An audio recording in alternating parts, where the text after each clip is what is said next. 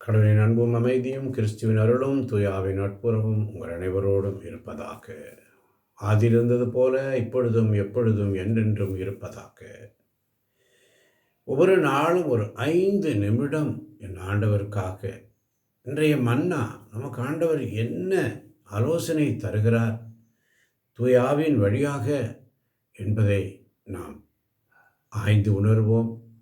வாருங்கள், அவருடைய சிந்தனைக்கு செவிமடுப்போம், அவருடைய சப்தத்திற்கு செவிமடுப்போம். சிறுவன் சாமுவேல் சொன்னதைப் போல, ஆண்டவரே பேசும், அடியேன் கேட்கிறேன் என்று சொன்னதைப் போல.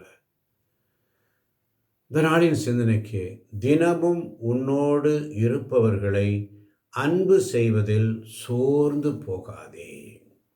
தினமும் உன்னோடு இருப்பவர்களை அன்பு செய்வதில் சோர்ந்து போகாதே.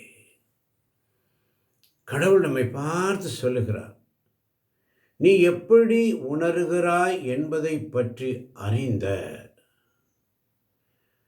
நீ எப்படி உணர்கிறாய் என்பதை பற்றி அறிந்த என் மகன் இயேசுவை நான் உனக்கு தருகிறேன். தந்தையாம் கடவுள் ஆவியாளர் மூலமாக நமக்கு பேசுவது, நீ எப்படி உணர்கிறாய் என்பதை அறிந்த என் மகன் இயேசுவை நான் உனக்கு தருகிறேன்.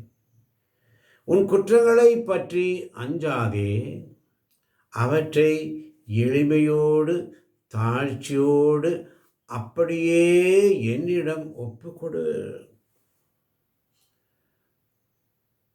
அதனால் நீ பாவிகள் மனம் திரும்ப உதவுவாய்.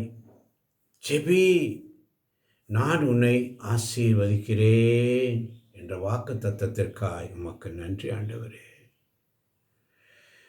நீ எப்படி உணர்கிறாய் என்பதை பற்றி அறிந்த கடவுள் இதோ அவருடைய ஒரே மகனான இயேசுவை நமக்கு தந்திருக்கிறார். உன் குற்றங்களை பற்றி அஞ்சாதே, அவற்றை எளிமையோடு தாழ்ச்சியோடு அப்படியே என்னிடம் ஒப்புக்கொடு. அதனால் நீ பாவிகள் மனம் திரும்ப உதவாய். ஜெபி, நான் உன்னை ஆசீர்வதிக்கிறேன் என்று சொன்னவரே உமக்கு நன்றி. மீண்டுமாக ஆவியானவர் நமக்கு சொல்வது, என் அன்பான சிறிய ஆன்மாவே, திவ்ய நற்கருணையில் வீற்றிருக்கும் என் மகனிடம் வரும்படி, திவ்ய நற்கருணையில் வீற்றிருக்கும் என் மகனிடம் வரும்படி நான் அனைவரையும் அழைக்கிறேன். அவன் மிகவும் நிந்திக்கப்படுகிற, கைவிடப்படுகிற அந்த அன்பின் அருட்சாதனத்தில் அவரை அன்பு செய்ய கேட்கிறேன். என் அன்பான சிறிய ஆன்மாவே, திவ்ய நற்கருணையில் வீற்றிருக்கும் என் மகனிடம் வரும்படி நம் அனைவரையும் அழைக்கிற தேவனுக்கு அந்த அழைப்புக்காய் நன்றி சொல்வோமா.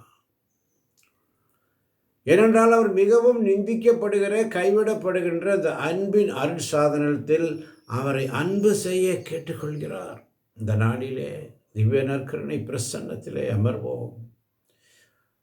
அவருடைய பாவங்களை, குற்றங்களை எல்லாம் அவரிடத்தில் அறிக்கை செய்வோம். இந்த திருவருகை காலத்திலே விண்ணகத்தில் அருகில் மிக மிக நெருங்கி வர உனக்கு வாய்ப்பளிக்கிறேன்.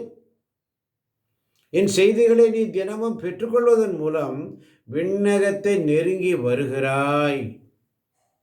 தினமும் உன்னோடு இருப்பவர்களை அன்பு செய்வதில் சோர்ந்து போகாதே. என் அன்பு குழந்தாய், இதில் நான் உனக்கு உதவி செய்கிறேன். எனவே உன் இதயத்தை எல்லாருக்கும் திறப்பதற்கு, எனவே உன் இதயத்தை எல்லோருக்கும் திறப்பதற்கு எப்போதும் தயாராக இரு. அவர்கள் மனமாற்றம் அடைய நான் உதவுவேன். உன் அன்பிற்காக உனக்கு நன்றி. நான் உன்னை ஆசீர்வதிக்கிறேன். சமாதானமாய் போ என்று ஆண்டவரிடத்தில் இருந்து வருகின்ற அந்த வார்த்தை, ஆறுதல் வார்த்தை. ஆறுதலின் தெய்வமே, உம்முடைய திரு சமூகம் எவ்வளவு இன்பமானது. ஆறுதலின் தெய்வமே, அன்பு குழந்தாய், நான் உனக்கு உதவி செய்கிறேன். உன் இதயத்தை எல்லோருக்கும் திறப்பதற்கு எப்போதும் தயாராக இரு. அவர்கள் மனமாற்றம் அடைய நான் உதவுவேன். உன் அன்பிற்காக உனக்கு நன்றி. நான் உன்னை ஆசீர்வதிக்கிறேன். சமாதானமாய் போ என்ற அருமையான இந்த காலை பொழுதிலே நீர் தந்த இந்த சமாதானம், நீர் தந்த இந்த தருகின்ற அந்த சமாதானம் கேட்கப் போகின்ற ஒவ்வொரு பிள்ளைகளையும் ஆசீர்வதியும் ஆண்டவரே.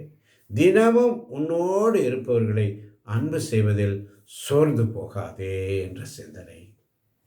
தினமும் உன்னோடு இருப்பவர்களை அன்பு செய்வதில் சோர்ந்து போகாதே என்ற வாக்குத்தத்தத்திற்காய் உமக்கு நன்றி ஆண்டவரே. வாக்குத்தத்தத்திற்காய் நன்றி. என் சிறிய ஆன்மாவே, என் அன்பு குழந்தையே, நீ எப்படி உணர்கிறாய் என்பதை அறிந்து இயேசுவே அந்த திவ்ய நற்கருணை பிரசன்னத்தில், அவருடைய பிரசன்னத்தில் ஒப்பு கொடுப்போம். மனமாற்றமடைய உதவுகிற தேவன், அவருடைய அன்பு, நம்முடைய அன்பு அவரோடு, அவருக்காக நன்றி செலுத்துவோம். நான் உன்னை ஆசீர்வதிக்கிறேன், சமாதானமாய் போ என்ற வாக்கு தத்துவதற்காய் நன்றி ஆண்டவரே. தந்தை, மகன், தூய ஆவியின் பேராலே ஆமேன், ஆமேன். இதை கேட்கப் போகின்ற யூடியூப் வழியாக கேட்கின்ற ஒவ்வொரு பிள்ளைகளையும் தேவன் தாவே நிறைவாக ஆசீர்வதிப்பாராக. சமாதானமாய் போ என்ற வாக்கு தத்துவத்திற்காய் நன்றி. இயேசுவே உமக்கு நன்றி. இயேசுவே உமக்கு புகழ். பரியே வாழ்க.